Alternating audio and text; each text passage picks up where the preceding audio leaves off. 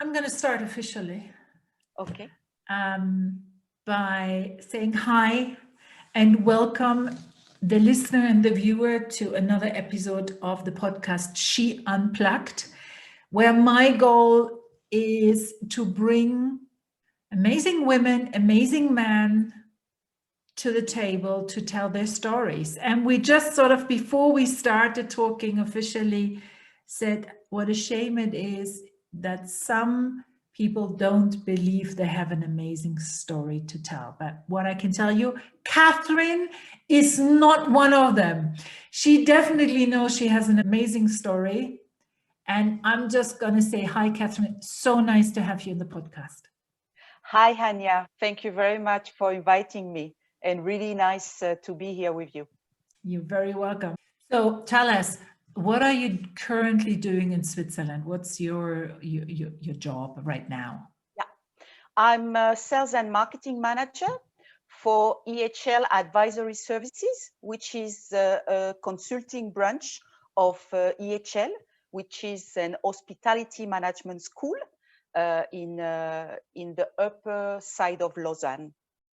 You saying we're not very good. We women are not very good, and I'm just reading it out. Supporting each other, which is quite a shame, because there's so much that could be leveraged from other women. Why do you think that we are not supporting each other enough? What are sort of your experiences, and how can we change that? Yeah, it's a really good question. I do believe that women have this tendency to um, look to each other as competitors, or maybe struggle. They struggle so much in finding their position within the company against men, or how to get this leadership position, that they forget that they can actually leverage the experience and the stories of other women to actually take their place. And you don't need in the company to be someone else to succeed. I said it because I've seen it in many companies, and I believe probably at some point I was like that too, like someone that intended to be a man to get a position within the company. And I realized that it was not me. And maybe I'm more emotional than men or than other peers. Maybe I'm more sensitive in some aspects. And it's okay, because that's who I am. And as soon as women accept themselves for who they are, and really enter the company with authenticity, then they can, really do amazing things, and they can be really successful. You don't need to compare yourself with anybody else. You don't need to Oh, be something different, something you are not. I'm not a man leader. Thanks God, I'm a woman leader. you said you probably were one of those more masculine driven women before. What happened, or what was the trigger for you to first realize that that's how you worked? And how did you then change it? Because it's not that simple just to say, oh, I'm embrace my femininity now. I mean, I've been on that journey for years, and it's really a difficult Yeah. one. Those two things, what was the trigger for you to realize, and how did you actually step into that femininity comfortably? First of all, I think the fact that most of my background at the beginning, I was working in a really masculine world. I've been in the food and beverage industry, and specifically I was in the wine industry. And being a woman in men's world is really, is really a struggle to make you hear or to have the others listening to you. And when you are also managing pure men, sometimes older men,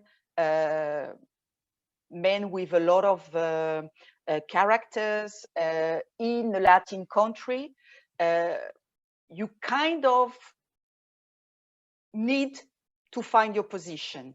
And at that time, I was younger, I was less confident. And for me, I mean, it was doing it like they do, or my all example around me were over men. So I didn't had any female leader example. So it was the easiest way to do it. Okay, so in order to make myself respected, or in order to make my point, I need to be more like them. But you don't realize that you are doing that. You just, go every morning to your work, and in a way you are somebody else. And this you realize when you lose a little bit yourself and you don't know anymore who you are. And you feel uncomfortable in your skin, but you don't know what it is. And it took me a lot of time before realizing that it was not the only way. And I trust when I became a mom, my femininity came back. And that's when I realized that I was not only my job, I was not only a spouse, I was not only a working female leader, I was something more complex than that. And I think that's when I realized that I needed to embrace my femininity. It was a long journey, actually. I started to look at female group, female networking.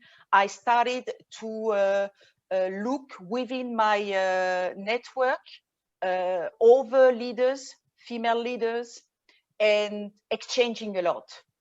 And at first, it didn't feel also comfortable because it was something that I didn't know. So it was like, okay, what is that? I mean, at first, you were not even able to acknowledge your failure, or acknowledging that you have this sensitivity, or that you openly, say, I may break sometime. So I think it's a long journey. But now, would you say that becoming a mom, because you said that, and I'm sort of wondering if that was maybe also for me a breaking point. Would you say that becoming a mom broke you open in a sense of having that other demeanor, having those leadership behaviors that you just copied, you modeled it from your male counterparts? Becoming a mom, was that something where all that kind of fell away and you felt that vulnerability, and so that femininity just had no other choice but come out? Thank you very much for that, Anya. It's vulnerability. I couldn't find the word, but that's exactly that. That's where you break a little bit. Definitely. You become more vulnerable. Yeah, that's exactly that. I think becoming a mom put everything in perspective, put a lot of things in perspective.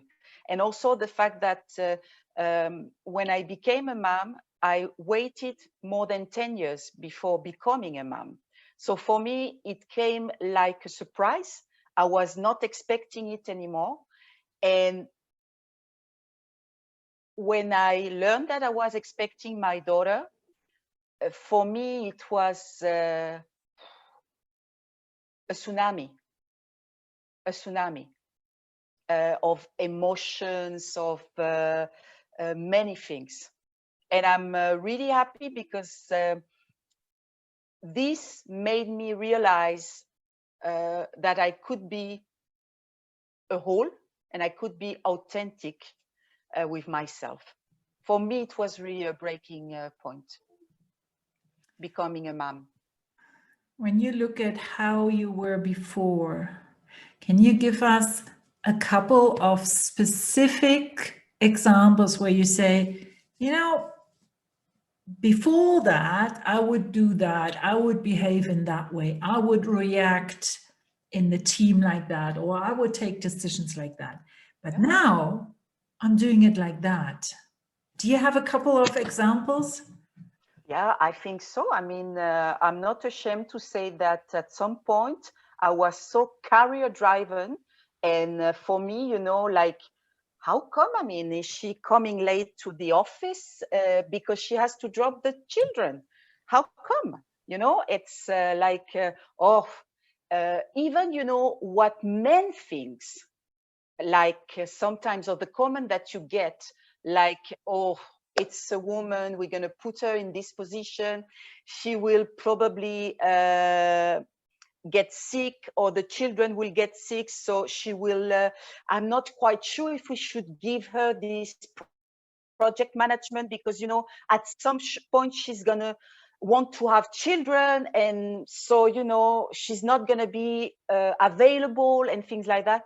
I mean, you are so much in this kind of environment that you become one of them, and you become someone that thinks like that. And it's like, of course, either I've got my children's and my home to take care of, or my career. I mean, both. I'm never going to be someone, if at the job perspective, if I'm a mom. It's extremely sad what I'm saying, but it's a reality. And that's when, you know, you realize that there is something wrong, that we have so much mental stigma and mental images, because we have been raised in this masculine world. I mean, and yes, that's the most sad part of all that. The fact that us as women, at some point, we can be more hurtful to other women than even the men. You understand what I'm saying? Sometimes we have a saying, it's like some women in leadership positions become more of a man than the man. Yeah. And I think there's definitely a wrong belief that we have to, first of all, we have to prove that we are better than them. I think that's of wrong. Of course, then that's one of the beliefs. To be better than them, we have to do exactly the same thing they do, just better. And again, I think that's wrong. I think we do things differently. Thanks God. Yeah. And there, the change in values, I think, on a company, on a society level, has to take place. Yeah. Because if we don't value women becoming moms, which like is something for our society, then how are we creating in companies like job sharing or part-time opportunities, whatever it takes, you know? I heard the statistics that due to Corona now, the women will predominantly lose their jobs, unproportionally to men. And women will basically the movement of women towards equality will be pushed back about 25 years. My question to you is, you are such an advocate for equal rights and for having women in leadership positions and supporting each other. What do you see that we can do to go against that movement already, against that development already? I hope, in all honesty, that the statistics are wrong, and that it will really not be like that, first of all. Because, I mean, even last week, we commemorate the 50 years of the votation in Switzerland, only 15 years. So I really hope that it's not going to happen. But I think we need to speak up, and we need to stand for our rights and for our values. First of all, things are not like before, in the sense that there is no more standard who is taking care of the children, who is bringing the bread at home. I mean, in my own case, if my daughter is sick tomorrow, she's not going to cry for me. She's going to cry for a daddy. And you know, it's fine, because my husband is the one since 2013 that is been at home, preparing our daughter to go to school, preparing the meals, because I'm the one working 100%. And when we came to Switzerland, he left his job and he embraced taking care of our daughter. And you know, it's fine. It's fine. And I'm fine with that. Ultimately, my daughter is not going at school naked. She's maybe going with a yellow shirt, a red pants, whatever. It's fine. Maybe my home is not super clean. It's fine. So for me, in order to not make this happen, we need to speak up and we need to stand for our rights, because I don't know why we should be losing more job than men. Why? Because we have less responsibility? That is not right. Because we are not the head of the family? That is not right. Because we are more vulnerable? That is not right. I don't know why is it going to be like that. I think we still have a long way to go, and it's so sad that every little stone that we have been placing in the years could just break. Mm-hmm. Thanks God, I believe today there is more and more men that embrace also their femininity, and that realize that it does not have to be like that. Companies also are putting more and more women into leadership positions, trusting them. And I would say, you know, we have clear example also during this coronavirus pandemic and crisis, how some women leaders at some government level have been quite good, I would say, in taking the proper decision.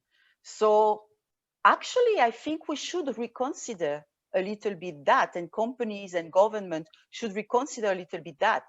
If we have both sides, and if we have a good balance between men and women leaders at leadership position, we will have more talents within the company, more creativity, and more opportunity to actually come out from this crisis. And it will be a big step back and a big mistake to actually put on the side a lot of women in their jobs, because I think then we will be stepping back also in terms of economics, in terms of business, because you need female abilities also in this job position. We are, let's say it, sometimes more empathic to situations, more listening to the customer's pain point.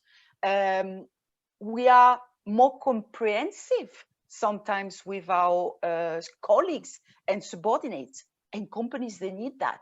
We are striving for more sensibility, can be in men or women, but we are striving for having within the professional environment more empathic and more soft side. And it can be, again, men or women, because there is some men that are amazing at that also. And it's important to acknowledge that also. Absolutely. And I don't think it's an either or. I think No. the future is only possible when we finally become an and. Yeah. And the man, I mean, it's perfectly okay that everyone has their strengths and their weaknesses. And it's not to say that those skills that you named can't be brought to a table by a man. But Correct. at the same time, there are women who bring certain things, and it's the collaboration, it's the matching what we need. And you talked about some female leaders. I mean, when we look at New Zealand, when we look at Germany, there are a certain skill set there in those leaders where they look at the overall good that needs to come out, and not so much the short-term gain personally or the party or whatever. So there's a different mindset from what I've seen in those women that really drive the country in the right direction. How are you personally, as a manager, supporting your team in this time of crisis? Yeah. More than a team, it's really colleagues, and it's really a group that is part of my environment. For me, it can be either just calling, sometimes not only to ask about an activity, but to ask about the person. Just calling, how are you today? I mean, this is key, because before we are colleagues, before we have these professional activities, we are human. And these are really tough times for everybody. And I have some younger colleagues that are living on their own in a small apartment, that have been during the confinement without anyone to see or to take care of. It's really tough on everybody. And on the young people, I'm saying 25, 28 years old, that are single, maybe with no children. Sometimes just this call, like, hello, how are you? Or even, inviting in Zoom to take a coffee. Let's not talk about work. Let's just, talk about something else. This is the way I think leaders can support their people, in making time for the little things. There is no such things as little things. In paying attention what's going on with your people. Maybe, they are right now trying to buy a house, or trying to support their children with their driving license. I mean, getting interested in what's happening beside job in the life of the others is extremely important. Acknowledging them.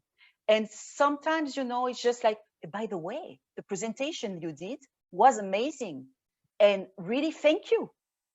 I mean, also, not being afraid of saying thank you, not being afraid of being grateful, not being afraid of asking help also.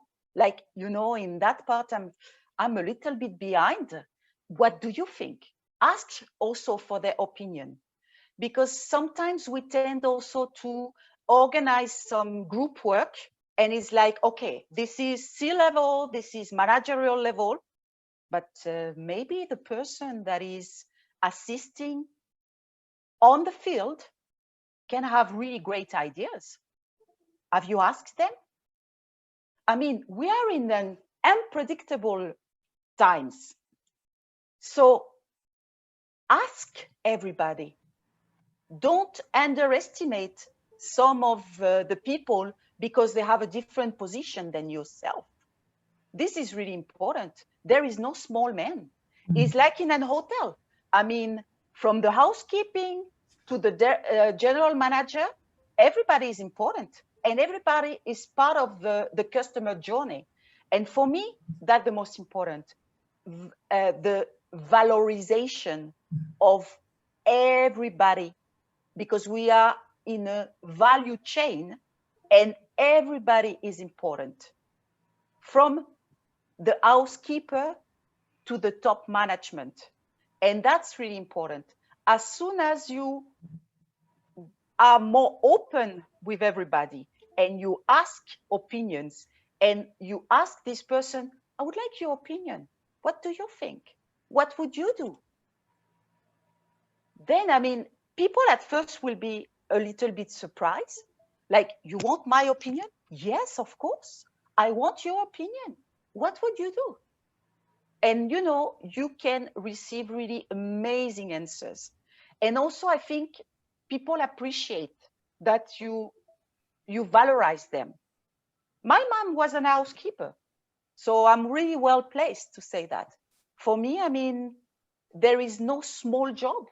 There is no less important opinion than another. It's like what you're describing, even with the metaphor of a hotel, it's like a very well-oiled machinery. Yeah. Every little part of that machine needs to work at its best for the hotel to run. Yeah. And I think that's very, very valuable that you say that, because in some companies we find that the bigger the company, the more of a challenge that is. And I find that so important to notice every little part of the team and saying, I see you, thank you. Yeah. Because that's what we all wish for, to be seen and thanked. Exactly. Now, you did say you're working 100%. You have your daughter, you have the husband who is taking sort of looking after the house part and the household and the kids part. At the same time, how are you structuring your day? What measurements do you have set in place that you will have a balance between 100% very stressful job and your personal life, being a mom, being a partner? How do you do that? I will be extremely honest. I was not always really good at that. I'm becoming better and much better, because I mean, I don't want to participate today and say, yeah, I'm a superwoman, I have my job, ta ta ta ta ta ta. This is wrong for me, yeah, to say that. So I'm still not perfect at the balancing thing, I must recognize. And for me, it's not a fragility, it's just the way it is. But I'm trying to be better on every day, a little bit better.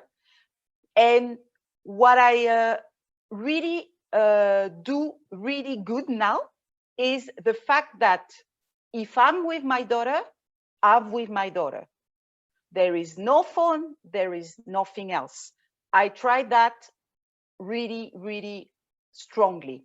And for me, that's important. Whatever you do, You need to be there. Because if you say, yeah, let's play or let's do something, and you're still stressed by the email popping up in your phone, this is not balancing. Because I mean, a lot of people say, yeah, I'm extremely balanced. I mean, I work. It's not multitasking. This is wrong. I mean, for me, the multitasking thing, it's one of the worst words I hate. There is nothing like multitasking. Either you are in or you are not. But this of having the phone, having the tablet, having the TV, having the food to be prepared, no way. I mean, if you're gonna be with your daughter, be with your daughter. If you're gonna be with your work, be with your work. If you're gonna be with your friend, you have to be decent enough to be with your friend. And for me, this is what I'm doing on a daily basis. And I try really hard. It's like, okay, now I can spend time doing that. And, you know, I close. Everybody is unique. I mean, yes, I have an agenda, of course. This is helpful. I have some slot. And even if, for example, I don't have a meeting or something like that, you will see my agenda is full of blocks, because it's important to take time for each part of your life. But more than that, I mean, is also the spontaneity. And sometimes it's like, well, don't know, it's Wednesday afternoon, the children is at home, maybe I will spend more time with her and I will work later on tonight. And it's also okay, because, you know, today you're here, tomorrow you don't know. So at least every day trying to make somebody from your direct environment happy, trying to do your best at your work. And, you know, maybe it's not going to be perfect. It's not going to be super balanced all the time, but at least you need to try and to do your best. And that's at least what I'm focusing, trying to do my best. And maybe tonight I will do my brief and say, yeah, this didn't went really well, but tomorrow I will try again. I think that that's really important. That's the giving yourself the permission of failing. Of course. I was just talking to one of my coaching clients, and we kind of like wanted to change certain behavior patterns. I said, well, be clear that this is a process, and that you will fall back into, oh, I didn't switch off my phone. Oh, and now the emails pop up. Oh, you know, okay, I try again and I try again. So until I'm happy with what I do, I think that is what I'm hearing, giving yourself permission every day to start again. Yeah. Kind of having that blank slate and saying, well, I try again, I give it my best. And what I also heard, and I totally agree with you, multitasking doesn't exist. Whoever tells me they are able to multitask, sorry, no. The brain is 100%. You give it your 100% and you get 100% out. If you split into 2-3 different activities, you only get 20-30%. That's it. Yeah. And you're not going to do, I mean, you can't be at your best with everything. No.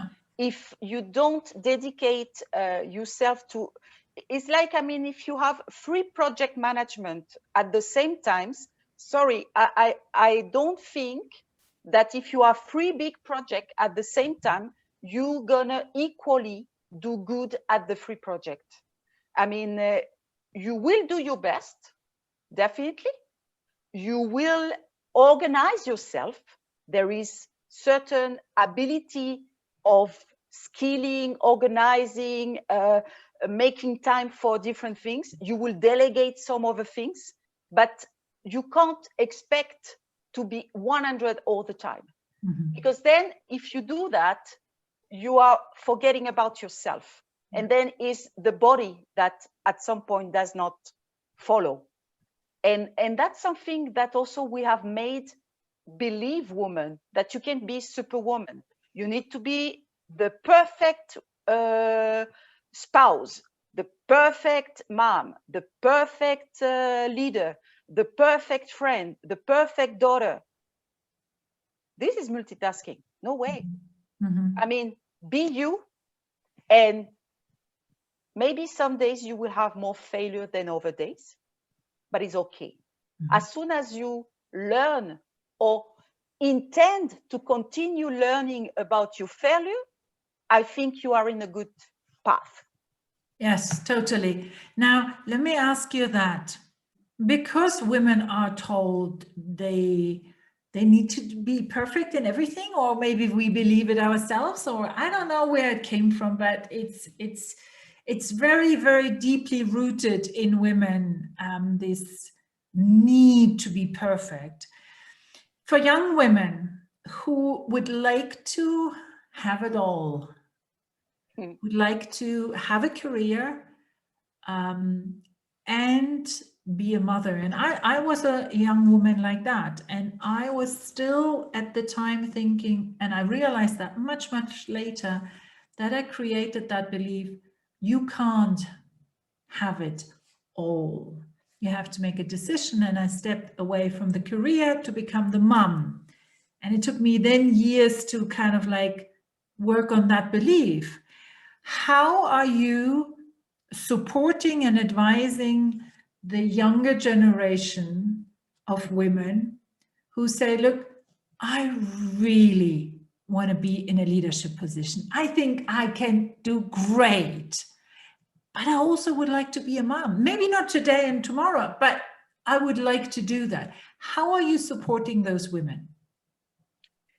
I think it is, first of all, accepting not to put too much pressure on yourself. I mean, of course, you can be a leader. I mean, there's no way that you cannot. You can be a leader and you can have a leadership position. And you can also be a mom, because these two things are not incompatible. It's just allowing yourself not to put too much pressure. Because I think when we say, I want a leadership position, you don't have to lose yourself in this leadership position or lose who you are in this leadership position. You don't need to be a man to be in this leadership position. So for me, it's more like step by step, and also understanding really what is behind you willing to be in this leadership position. Is it about the position itself? Is it to say that, is it a sign of success for you? I mean, because it's not only saying it, is understanding what it means. For me, that's the main point. Why do you want to be in a leader position? Because it's going to give you visibility, because that you want to matter, you want to be considered. I think it is understanding what is behind your expectation. That is my advice. Ask yourself what you really want, because someone that is taking care of his daughter and maybe not having a professional career is still a leader. I mean, there is no most challenging company and enterprise than raising children.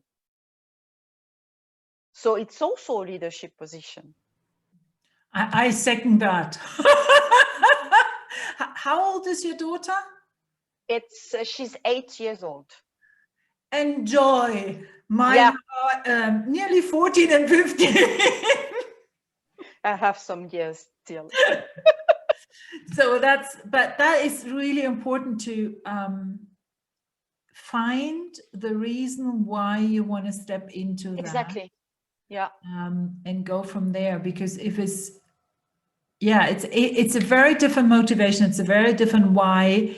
If I want to have it as having the position, or if I say, once I have the position, these are all the things I can change. These are all the things I can decide to. These are the things I can influence. That's a very different rooted motivation. That's a different drive. Yeah. Is it about money? Is it about ambition, personal achievement? Is it about the position? Is it about the influence?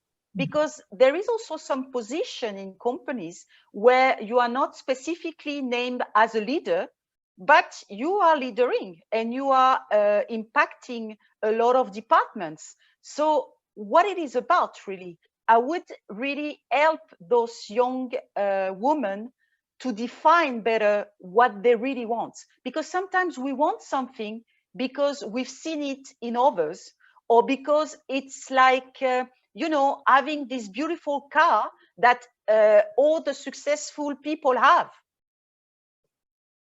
I mean, why you want it? Why you really want it? What is really your motivation? Because sometimes you realize that the motivation is not really the position. The motivation is not really the job, is not really is because of belief, and is because of things you have been growing with.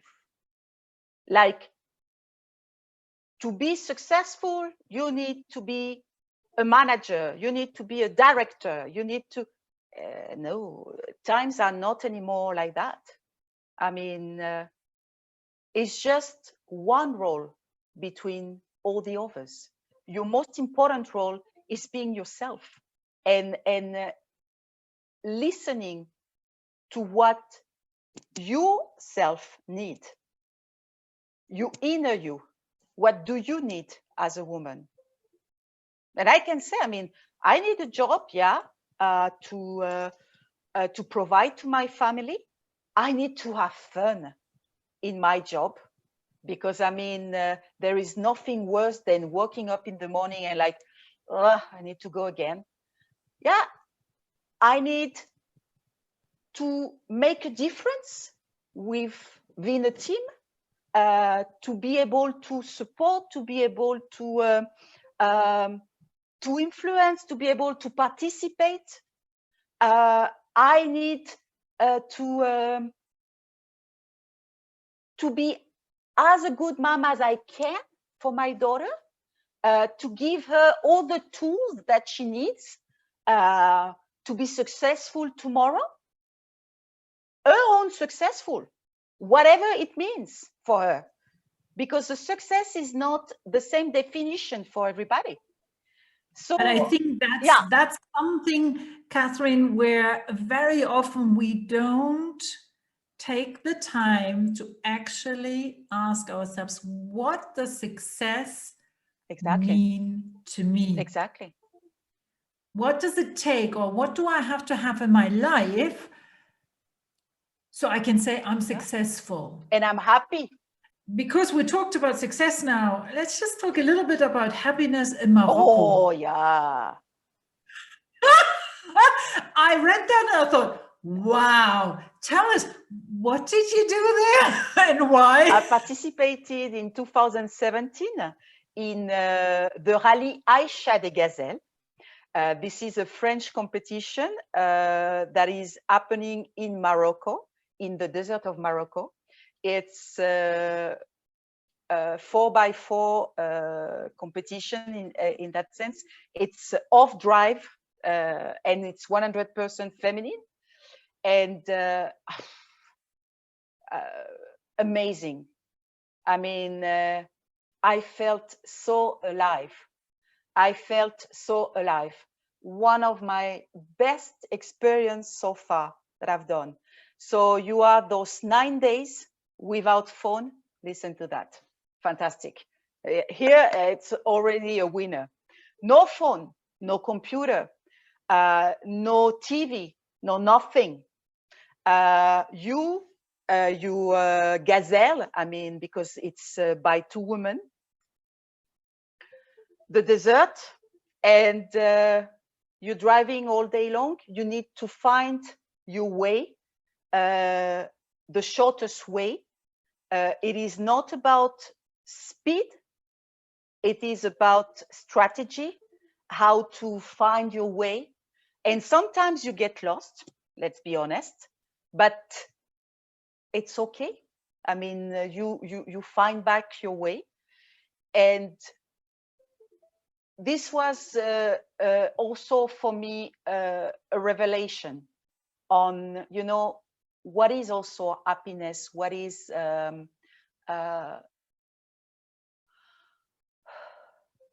just breathing, you know, just being right there in that moment and being for yourself. It was a time for me, to be honest.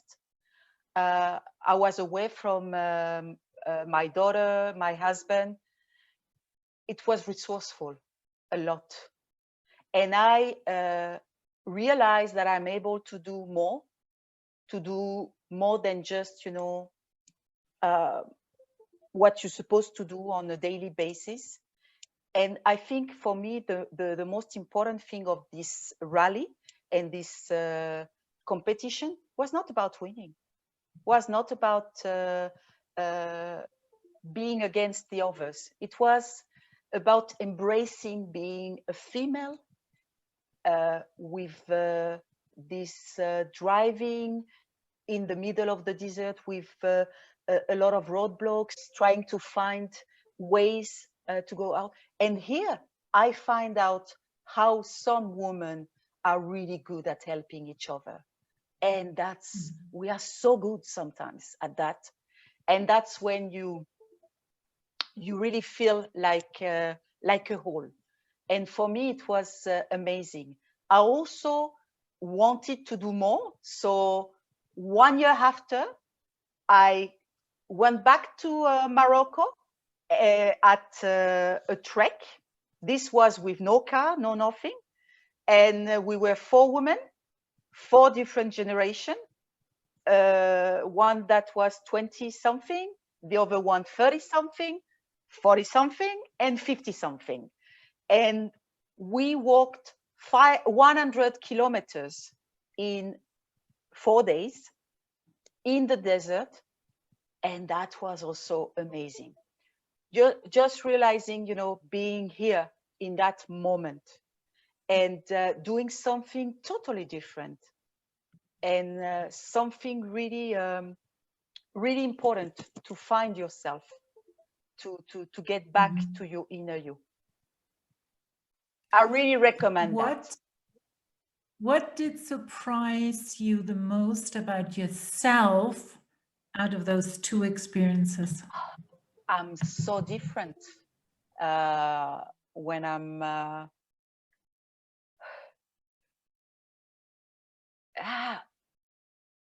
I realized that I was a totally different person in the desert.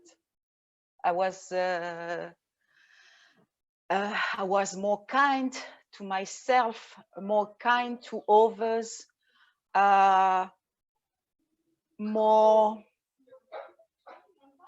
chill out, kind of. I was more fun, less stressed out, more closer to my needs, I think. Yeah. I mean, when everything else stops, when there is no noise, you get back to what is essential, to what is unique. And I realized that I don't need to apologize for being me. I don't need to be afraid of being who I am. And I really fully express all my talents there. And that's when I realized that I can do so much more and that we can share so much more with others. And there is actually this idea in my mind to do something more for women. That's why I was so happy that you invited me to this podcast, because I don't know, maybe it's just sharing a story. I don't know if it's worth, not worth, but at least, like saying it's okay. It's okay that sometimes you fail in your life, that sometimes, you are on the border of falling, but there is always this hand that can pull you up. And I hope, I can be the hand for somebody out there, because I've been myself on the edge of falling. Sometimes I actually felt, and, I'm okay to say it. Yeah. No, that is valuable. That's and if you ever do that track again, it's funny because I always wanted to do a car race. Let's do it. Don't say I always want it. Let's do it. It's not quite that simple currently. It's never simple. Absolutely, but the track, I would say, I can what I lovingly call my brum brum, which is like my walking aid. I can push my walking aid through the desert. That I can do. So if you ever do that again, I volunteer to be then the 50+ generation. With pleasure. I would love to. I just always look for additional opportunities to do that again, or to make other women discover that and make themselves discover themselves also. And what I also like about when you said, women from different generations, I think that is the strength we've kind of like need to use more, that line of women through the generations and learning from the elder, observing how they do things, getting acquainted with what it means to be a woman. For that, we need to have other women who went before us as examples. Yeah. And you will be surprised also that what I really liked also in the trek, for example, with the 4th generation, I had so much fun with the lady that came with us, the 20 years lady, because you also learn from those youngsters. You learn so much. I mean, and it's, refreshing to be able to mix up those generation and like, seeing a little bit of yourself in them, like, wow, yeah, go, or like motivating them to fight for their beliefs, to fight for what they believe in, and to go for it. Like, oh, this and this happened at work. Yeah, go back. And like that, and mention it, and let's do a coaching session. I'm not a coach. I'm not. But like, okay, you have this meeting with your boss in 1 week. Okay, let's have a conversation. What is it that you prepared? What you're going to say to him? What is it that you want to put on the table? And that's so important. And everybody can influence, and everybody can support. At least you're saying, let's talk about it. If I can support, let's do it. That is amazing. That's so true. I wish I had met you when I was 20. Now, right at the end, Catherine, there's always one question. Was there a question that you wish I had asked and I didn't? And or is there something where you say, that I would like to underline? I find that the most important thing. I didn't even felt like there were questions. I mean, I really liked the way everything went today. I hope the question that you ask and the podcast and my French speaking way with Latin movement will be valued at some point by someone. So for me, the questions were really fine. What I would like to underline is that, every experience, every story is unique. Every path is different. And don't be afraid to be yourself. Don't be afraid to say that you are not perfect. It's fine. Don't be afraid to fully express your talents, your creativity. Don't apologize for being you, for being a woman. Never. Never apologize for being a woman. Never. This is so important. And each time you can reconnect with your inner you, do it. Can be in the desert, it can be with a good friend and with a good cup of coffee, but don't forget to reconnect with your inner self. This is so important.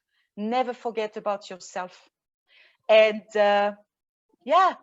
please feel more determined and fully energized each time you do that. I'm still right now just reflecting about the statistic that you mentioned earlier about the coronavirus. And step back.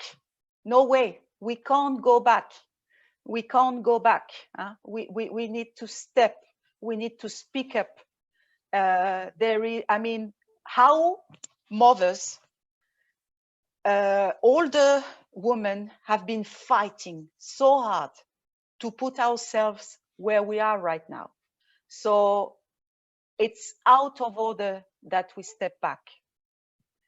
This is what I would like to underline for me. That is, I think, one of the important things, and I can just refer the listener to Geraldine. She mentioned that statistics for the UK, Ireland, that are the predictions. Yeah. As grim as they are, and I think that's not a local issue, because I mean we hold the lowest paying job, we women, worldwide. Yeah. Regardless if we do a simple job or a higher end job, there's still the pay gap. So it's the women who suffer the most worldwide in poverty, in unfairness. And I think the pandemic really brought that to the surface yet again. And so and also not forgetting women that are suffering violence and children in this pandemic. This is for me something that is quite also important. Yes. To acknowledge. So I'm gonna thank you, and I'm gonna take one of the things you said and I pull that out and say, go and talk to somebody. Speak your truth, ask how they are, and also talk about freely how you feel. Connect, say, I can't do this, I'm having a bad day. Yeah. Be honest, and that way I think that was so important when you said that. I think that way we get more and more to the point of being ourselves, and that being good enough. Yeah, exactly. Yeah, So, definitely. Thank you, Catherine. No, thank you very much for this opportunity. Amazing. You're very welcome. I'm wishing you the best of all. And like I said, I come in the desert. I do that. Let's think about it. Now it's in my mind, so I will catch up again. Huh? Thank you, Catherine. Bye. Bye. Thank you very much.